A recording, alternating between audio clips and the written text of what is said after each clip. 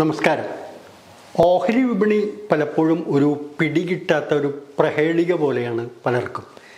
പൊതുവെ ഓഹരി വിപണിയിൽ കമ്പനികളുടെ ഷെയറുകളിൽ നമ്മൾ നിക്ഷേപിക്കുമ്പോൾ ആ കമ്പനികളെക്കുറിച്ച് വ്യക്തമായിട്ടുള്ളൊരു ധാരണ ഉണ്ടാവുക, കമ്പനിയുടെ പ്രകടനം, അതിൻ്റെ ഒരു ട്രാക്ക് റെക്കോർഡ്, അതിൻ്റെ ലാഭക്ഷമത, അതുപോലെ തന്നെ അതിൻ്റെ പുരോഗതിക്കുള്ള സാധ്യതകൾ, മാർക്കറ്റിൽ അതിനുള്ള സ്വാധീനം, ആ കമ്പനിയുടെ പ്രോഡക്റ്റിനോ സർവീസിനോ ഉള്ള ഡിമാൻഡ്, അതുപോലെ തന്നെ അതിനെ കിട്ടിയിട്ടുള്ള നിർമ്മാണത്തിനുള്ള കരാറുകൾ തുടങ്ങിയ ഒട്ടേറെ കാര്യങ്ങൾ പരിഗണിച്ചുകൊണ്ട് ആ കമ്പനിക്ക് ഭാവിയിൽ നല്ലൊരു പ്രോസ്പെക്ട്സ് ഉണ്ട്, ഭാവിയുണ്ട്, അത് കൂടുതൽ ലാഭത്തിലേക്ക് പോകുന്നൊരു കമ്പനിയായിരിക്കും എന്നുള്ള ഒരു നിഗമനത്തിൻ്റെയും അത്തരത്തിലുള്ള ചില ധാരണകളുടെയും അടിസ്ഥാനത്തിലാണ് നമ്മൾ ഓരോ കമ്പനികളെയും മനസ്സിലാക്കി അതിൻ്റെ ഷെയറുകൾ വാങ്ങേണ്ടതെന്നാണ് പൊതുവേ പറയുന്നത്.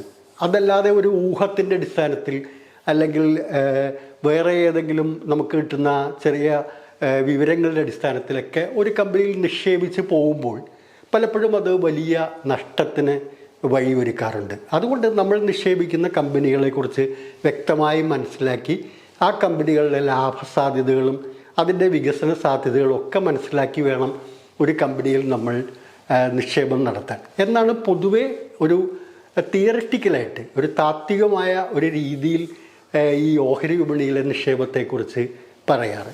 അതുകൊണ്ട് മോശം കമ്പനികളിൽ നിക്ഷേപിക്കുക എന്ന് പറയുന്നത് അപകടകരമായ ഒരു കാര്യമാണ്. പ്രത്യേകിച്ച് ആ കമ്പനിക്കെതിരെ അഴിമതി ആരോപണങ്ങൾ, കേസുകൾ, അതിൻ്റെ മുമ്പോട്ടുള്ള സാധ്യതകളെ തകരാറിലാക്കുന്ന എന്തെങ്കിലും കാര്യങ്ങൾ ഡെവലപ്പ് ചെയ്തിട്ടുണ്ടെങ്കിൽ അതിൽ നിക്ഷേപം നടത്തുന്നത് ഒഴിഞ്ഞു നിൽക്കുന്നതായിരിക്കും ഉചിതം എന്നാണ് സാമ്പത്തിക രംഗത്തെ വിദഗ്ധരും അതുപോലെ ഈ ഓഹരിയുമായി ബന്ധപ്പെട്ട വിദഗ്ധരും അഡ്വൈസ് ചെയ്യുന്നവരും ഒക്കെ പറയാറുള്ളത്. പക്ഷേ ഇത്തരത്തിലുള്ളൊരു താത്വികമായൊരു തലം നിൽക്കുമ്പോഴും നമുക്ക് മനസ്സിലാകാത്തൊരു കാര്യം എന്ന് വെച്ചാൽ അദാനി ഗ്രൂപ്പിൻ്റെ ഓഹരികളുമായി ബന്ധപ്പെട്ട് വരുമ്പോൾ ഈ തിയററ്റിക്കലായിട്ടുള്ള കാര്യങ്ങളൊന്നും വർക്കൗട്ട് ആവുന്നില്ല എന്നുള്ളതാണ് ഒരു പ്രഹേളികയായിട്ട് നമുക്ക് തോന്നുന്നത്. ഇപ്പോൾ അമേരിക്കയിലെ ന്യൂയോർക്കിലെ കോടതി അദാനി ഗ്രൂപ്പിലെ ഉന്നതർക്കെതിരെ, ഗൗതം അദാനി അടക്കമുള്ള 8 പേർക്കെതിരെ ചില കേസുകൾ ഉരുത്തിരിഞ്ഞതും അവിടെ നിന്ന് കോടതിയിൽ കുറ്റപത്രം സമർപ്പിച്ചതും കോടതിയിൽ ഹാജരാകുന്നതിന് സമൻസ് അയച്ചതും അടക്കമുള്ള കാര്യങ്ങളൊക്കെ റിപ്പോർട്ടുകൾ പല മാധ്യമങ്ങളിലൂടെയും നമ്മൾ അറിഞ്ഞു. ഈ റിപ്പോർട്ടുകൾ പുറത്തു പറഞ്ഞ ഉടനെ തന്നെ ഈ കമ്പനികളുടെ, അദാനി ഗ്രൂപ്പിലെ പ്രധാനപ്പെട്ട എല്ലാ കമ്പനികളുടെയും ഷെയറുകളുടെ മൂല്യം ഇടിഞ്ഞു പോകുന്ന സ്ഥിതിവിശേഷമുണ്ട്. എന്നാൽ അത് ക്ഷണികമായിരുന്നു. ഒരു ചെറിയ ഒരു സമയത്തിനുള്ളിൽ തന്നെ ഇന്നിപ്പോൾ നമ്മൾ ഇത് അവതരിപ്പിക്കുന്ന സമയത്ത് തന്നെ അദാനി ഗ്രൂപ്പിലെ Adani green energy, total gas, Adani energy solutions തുടങ്ങിയ എല്ലാ കമ്പനികളുടെയും ഓഹരി വില 8 മുതൽ 14-15% വരെയൊക്കെ ഉയർന്നിരിക്കുകയാണ്. അപ്പോൾ ഇങ്ങനെ ഒരു നെഗറ്റീവായ ഒരു ന്യൂസ് തുടർച്ചയായി വന്നുകൊണ്ടിരിക്കുന്ന, അതായത് നേരത്തെ ഹിൻഡൻബർഗ് റിപ്പോർട്ട് കഴിഞ്ഞ വർഷം ജനുവരിയിൽ പുറത്തു വന്നു. അതുപോലെ തന്നെ പല ആരോപണങ്ങളും കമ്പനിക്കെതിരെ അന്തരീക്ഷത്തിലുണ്ട്. ഇപ്പോൾ ഇതൊക്കെ ആരോപണങ്ങളായിരുന്നുവെങ്കിൽ ഇപ്പോൾ സ്ട്രെയിറ്റ് ആയിട്ട് തന്നെ ഒരു കേസ് വന്നിരിക്കുന്നു. ഇതൊക്കെ വന്നിട്ടും, ഇങ്ങനെയുള്ള ചാർജസ് എല്ലാം വന്നിട്ടും ഈ നമ്മൾ സാമാന്യനെ വിശ്വസിക്കുന്ന, നമുക്ക് കൃത്യമായി ആ ധാരണകളുള്ള ആ തത്വങ്ങൾക്ക് നിരക്കാത്ത വിധത്തിൽ എങ്ങനെയാണ് അദാനി ഗ്രൂപ്പിൻ്റെ കമ്പനികളുടെ ഷെയറുകളുടെ വില ഉയരുന്നത്? അത് ചിലപ്പോൾ നമുക്ക് കുറേ തിയറികളൊക്കെ വരാം.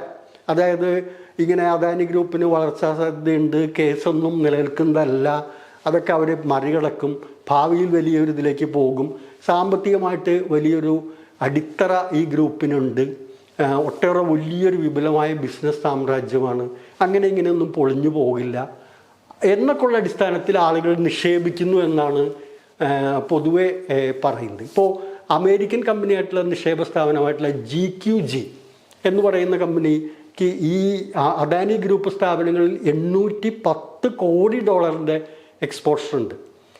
അപ്പോൾ ഇങ്ങനെയൊക്കെ നിലനിൽക്കുകയാണ്. അപ്പോൾ ഇപ്പോൾ ഇന്ന് തന്നെ നമുക്കറിയാം, ജപ്പാനിലെ പ്രമുഖമായ ചില ബാങ്കുകൾ, അതുപോലെ അബുദാബി ബേസ്ഡ് ആയിട്ടുള്ള ചില സ്ഥാപനങ്ങളൊക്കെ അദാനിയുടെ കാര്യത്തിൽ വലിയ വിശ്വാസം അർപ്പിച്ചുകൊണ്ടൊക്കെ മുന്നോട്ട് വരുന്ന സ്ഥിതിയുണ്ട്.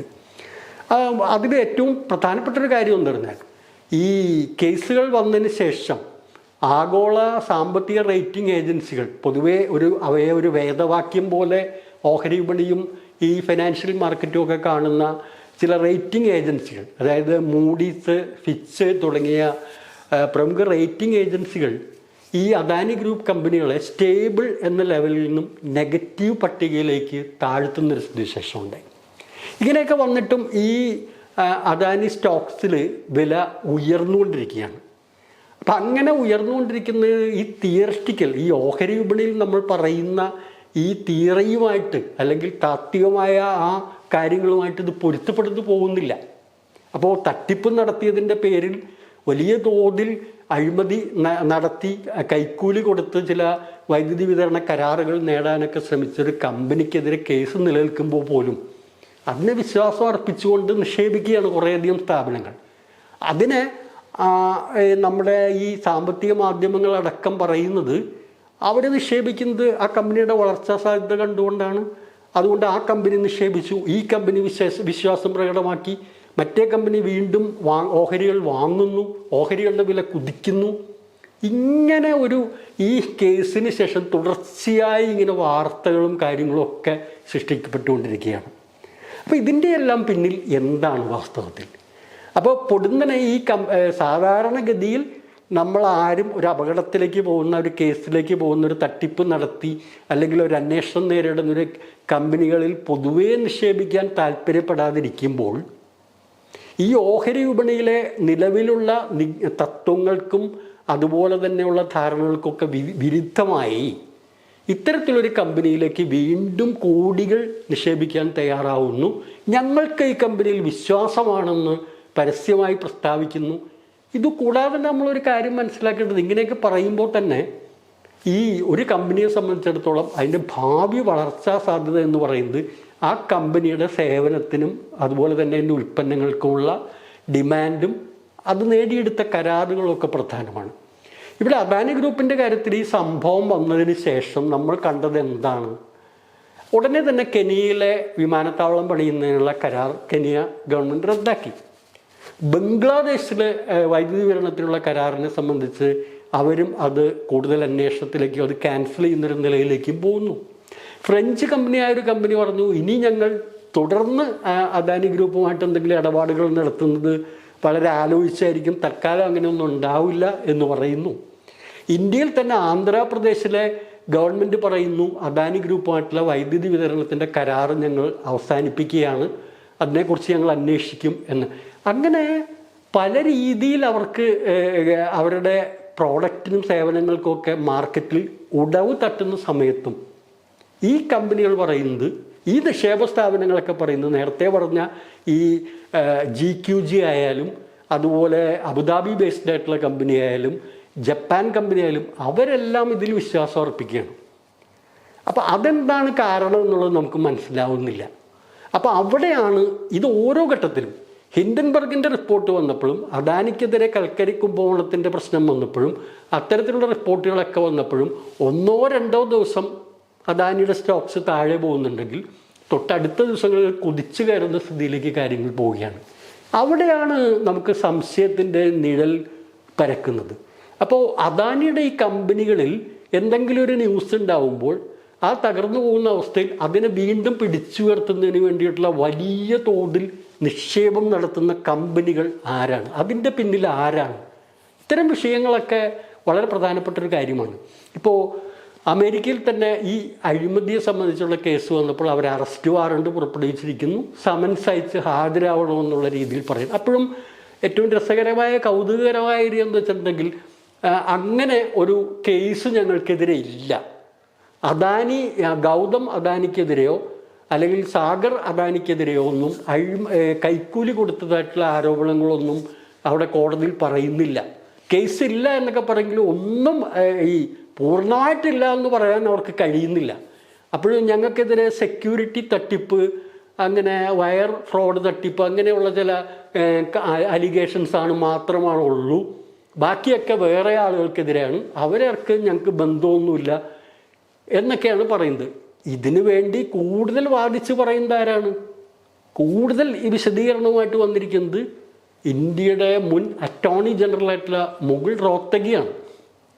അപ്പോൾ നമ്മൾ ആലോചിച്ച് നോക്കുക, ഗവൺമെൻറ് ഓഫ് ഇന്ത്യയുടെ കേസുകൾ വാദിക്കുന്ന അറ്റോർണി ജനറലായിരുന്ന ആളാണ് ഇപ്പോൾ ഈ പറയുന്ന അദാനിക്ക് വേണ്ടി. ഇതിലൊന്നും ഒരു കേസൊന്നുമില്ല, കാര്യമായിട്ട് കേസൊന്നും അങ്ങനെ ഗൗതം അദാനിക്കെതിരെ സാഗർ അദാനിക്കെതിരെ ഒന്നുമില്ല. അത് ചില നിസ്സാരമായിട്ടുള്ള ചില കാര്യങ്ങളാണ്, വകുപ്പുകളാണെന്നൊക്കെ ഉള്ള രീതിയിലുള്ള വിശദീകരണങ്ങളൊക്കെ ആയിട്ട് വന്നിരിക്കുന്നത്. പക്ഷേ അവിടെ കേസില്ല എന്ന് പറയാൻ അവർക്ക് ഉറപ്പിച്ച് പറയാനും കഴിയുന്നില്ല. കാരണം കേസുണ്ട് എന്നുള്ളതാണ് പ്രശ്നം. അത് പക്ഷേ മൈനറാണ്, ചെറിയ ചെറിയ കാര്യങ്ങളാണ് എന്നുള്ള രീതിയിൽ എക്സ്പ്ലെയിൻ ചെയ്യാനാണ് ഇവർ കമ്പനിയും മുകുൾ റോത്തഗിയും ഒക്കെ ശ്രമിക്കുന്നത്. അപ്പോൾ ഈ പറഞ്ഞ സംഭവങ്ങളെല്ലാം ഉയർന്നു വരുമ്പോഴും അദാനി ഒരു തട്ടിപ്പ് നടത്തിയിട്ടില്ല. അദാനി ഒരു വിശുദ്ധ പശുവാണ്, അല്ലെങ്കിൽ ഒരു വിധത്തിലുള്ള കാര്യങ്ങളൊന്നും നടത്താതെ മുന്നോട്ട് പോകുന്നൊരു കമ്പനിയാണ് എന്ന് വരുത്തി തീർക്കുന്നതിനും അദാനിയുടെ കമ്പനി ഓഹരികളിൽ ഇപ്പോഴും വിദേശത്തടക്കമുള്ള നിക്ഷേപ സ്ഥാപനങ്ങൾക്കും ബാങ്കുകൾക്കും എല്ലാം വലിയ വിശ്വാസമാണ് എന്നുള്ള പ്രതീതി ജനിപ്പിക്കുകയാണ്. അപ്പോൾ അതിനുവേണ്ടി കുറേ സാമ്പത്തിക മാധ്യമങ്ങളും നമ്മുടെ ഇന്ത്യയിൽ ഇന്നുള്ള സാമ്പത്തിക മാധ്യമങ്ങളടക്കം അദാനിയുടെ എല്ലാ ഓഹരികളുടെയും വില ഉയർന്നു, ആ വിശ്വാസം വീണ്ടെടുത്തിരിക്കുന്നു, ഇത് ഓരോ ഘട്ടത്തിലും ഇങ്ങനെ നടന്നുകൊണ്ടിരിക്കുകയാണ്. അപ്പോൾ ഈ നമ്മുടെ ഹിൻഡൻബർഗിൻ്റെ റിപ്പോർട്ട് വന്നപ്പോഴും പിന്നീട് പല ആരോപണങ്ങൾ വന്നപ്പോഴും ഒക്കെ ഈ ഒരു നാടകം ഇങ്ങനെ ആവർത്തിച്ചുകൊണ്ടിരിക്കുകയാണ്. അപ്പോൾ ഇതിൻ്റെ പിന്നിലൊക്കെ ആരാണ്? തട്ടിപ്പ് നടത്തി കുഴപ്പത്തിലേക്ക് പോകുന്നൊരു കമ്പനി മികച്ചൊരു കമ്പനിയാണ്, അതിൽ ഞങ്ങൾക്ക് വിശ്വാസമാണ് എന്ന് പറഞ്ഞ് വീണ്ടും ഇൻവെസ്റ്റ് ചെയ്യാൻ വരുന്ന ആളുകൾ ആരൊക്കെയാണ്? ഇതൊക്കെയാണ് നമ്മൾ പരിശോധിക്കേണ്ടത്. അപ്പോൾ ഒരു വിഭാഗം പറയുന്നത് അദാനി ഓഹരികളുടെ വില വളരെ താഴെ പോയപ്പോൾ അവിടെ നിന്ന് വാങ്ങിക്കുന്നു, പിന്നീട് ലാഭം ഉണ്ടാക്കുക, അങ്ങനെയൊക്കെയുള്ള വിശദീകരണങ്ങളൊക്കെ നടക്കുന്നുണ്ട്. പക്ഷേ അവിടെയെല്ലാം നമ്മൾ കാണേണ്ടത് എന്ത് കാര്യം വരുമ്പോഴും, അദാനിക്കെതിരെ എന്ത് ആരോപണം വരുമ്പോഴും അദാനി ഗ്രൂപ്പിനെ രക്ഷപ്പെടുത്തുന്നതിന് വേണ്ടി എവിടെ നിന്നൊക്കെയോ ആളുകൾ വരുന്നു. അവർ വീണ്ടും അദാനിയുടെ ഓഹരികളുടെ മൂല്യം താഴെ പോകുമ്പോൾ പണം മുടക്കി ഓഹരികൾ വാങ്ങി ഇതിനെ ഉയർത്തുന്നു. അപ്പോൾ അങ്ങനെ ഒരു അദാനി സാമ്രാജ്യം എന്ന് പറയുന്നത് ഒരു വലിയൊരു സംഭവമാണ്. അത് ഒരു വിധത്തിലും ഒരു കേസോ സംഭവം വന്നുകൊണ്ടൊന്നും അങ്ങനെ പോവില്ല എന്ന്. പക്ഷെ ഒരു കാര്യം നമ്മൾ മനസ്സിലാക്കണം, ഈ അദാനി ഗ്രൂപ്പിൻ്റെ കമ്പനികൾ നിലനിൽക്കുന്നത് ഇന്ത്യയിൽ സംഘപരിവാറിൻ്റെ നേതൃത്വത്തിൽ, മോദിയുടെ നേതൃത്വത്തിൽ ഒരു ഗവൺമെൻറ് നിലനിൽക്കുന്ന കാലത്തോളം മാത്രമാണ്. അവരുടെ പൂർണ്ണമായിട്ടുള്ള ഇപ്പോൾ ഇന്ത്യയിൽ തന്നെ ഈ ആന്ധ്രാപ്രദേശ് ഗവൺമെൻറ് ഉൾപ്പെടെ തമിഴ്നാട് ഗവൺമെൻറ് ഉൾപ്പെടെ അതിലെ മന്ത്രിമാരും രാഷ്ട്രീയക്കാരും ഉദ്യോഗസ്ഥന്മാരും ഉൾപ്പെടെയുള്ള ആളുകൾക്ക് കോടിക്കണക്കിന് രൂപയുടെ കൈക്കൂലി നൽകിയിട്ടാണ് ഈ സൗരോർജ വിതരണ കരാർ അദാനി നേടിയതെന്ന് ഉള്ള ആരോപണം അവിടെ പറയുകയും അവർ തെളിവുകൾ നിരത്തി അവിടെ ആ ന്യൂയോർക്കിലെ കോടതിയിൽ അന്വേഷണ കമ്മീഷൻ, എക്സ്ചേഞ്ച് കമ്മീഷൻ അവിടെ റിപ്പോർട്ടുകൾ കൊടുക്കുന്ന സമയത്തും ഇന്ത്യയിൽ ഒരക്ഷരമാരും വിളിയാടുന്നില്ല. പ്രധാനമന്ത്രിക്ക് മൗനമാണ്. അതൊരു അഴിമതി ആരോപണം ഡയറക്റ്റായി കോടതിയിൽ വരുമ്പോൾ അത് ഇന്ത്യയിലാണ് നടന്നിട്ടുള്ളത്.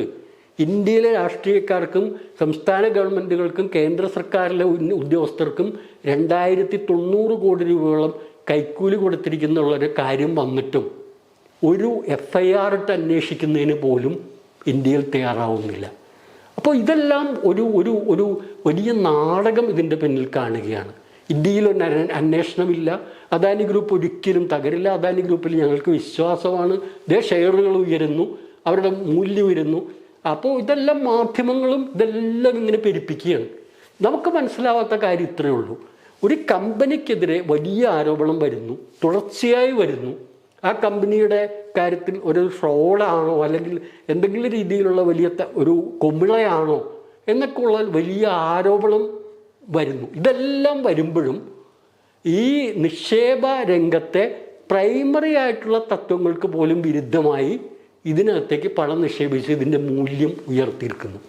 ഇതിൻ്റെ പിന്നിലൊക്കെ ആരാണ്? എന്തുകൊണ്ടാണ് അദാനിയുടെ പേരിൽ ഇന്ത്യയിൽ ഈ അഴിമതി നടത്തിയെന്ന് പറഞ്ഞിട്ടൊരു കേസ് പോലും രജിസ്റ്റർ ചെയ്യപ്പെടാതെ പോകുന്നത്? അപ്പോൾ ഇത്തരം കാര്യങ്ങളെല്ലാം ചൂണ്ടിക്കാണിക്കുന്നത് ചില നെക്സസുകളെയാണ്. രാഷ്ട്രീയക്കാരും അതുപോലെ തന്നെയുള്ള ഗവൺമെൻറ്റിലെ ഉന്നതരൊക്കെ ചേർന്നിട്ടുള്ള ഒരു നെക്സസിനെയാണ് ഇത് കാണിക്കുന്നത്. അതുകൊണ്ട് ഈ സാമ്രാജ്യത്തെ എത്ര ഊതിപ്പെരിപ്പിച്ച് എങ്ങനെയൊക്കെ നിലനിർത്താൻ ശ്രമിക്കുന്നുണ്ടെങ്കിലും ഇത്തരം കാര്യങ്ങൾ പുറത്തേക്ക് വന്നുകൊണ്ടിരിക്കും. ആ കമ്പനിയെ സംബന്ധിച്ചിടത്തോളമുള്ള അത് നടത്തിയിട്ടുള്ള അഴിമതിയും തട്ടിപ്പും ഫ്രോഡുകളും അതുപോലെ തന്നെ വിദേശത്ത് ഷെൽ കമ്പനികളടക്കം രൂപീകരിച്ചുകൊണ്ട് നടന്ന തട്ടിപ്പുകളടക്കമുള്ള കാര്യങ്ങൾ ഓരോന്നായി പുറത്തു വന്നുകൊണ്ടിരിക്കും. അതുകൊണ്ട് അദാനിയെ രക്ഷപ്പെടുത്താൻ ശ്രമിക്കുന്ന ആളുകൾക്ക് ചില നേട്ടങ്ങളുണ്ടായെങ്കിലും അതിൻ്റെ പിന്നാലെ പോകുന്ന നിക്ഷേപകരെ, സാധാരണ നിക്ഷേപകരെ സംബന്ധിച്ചിടത്തോളം അവർ ഏറ്റവും വലിയ അപകടത്തിലേക്ക് നീങ്ങാനുള്ള സാധ്യതയുണ്ട് എന്നുകൂടി നമ്മൾ മനസ്സിലാക്കണം. അതാണ് സാഹചര്യങ്ങൾ ഇന്ന് നമ്മുടെ മുമ്പിൽ വിവരിച്ച് തരുന്നത് എന്ന് സൂചിപ്പിക്കുകയാണ്. എല്ലാവർക്കും നന്ദി, നമസ്കാരം.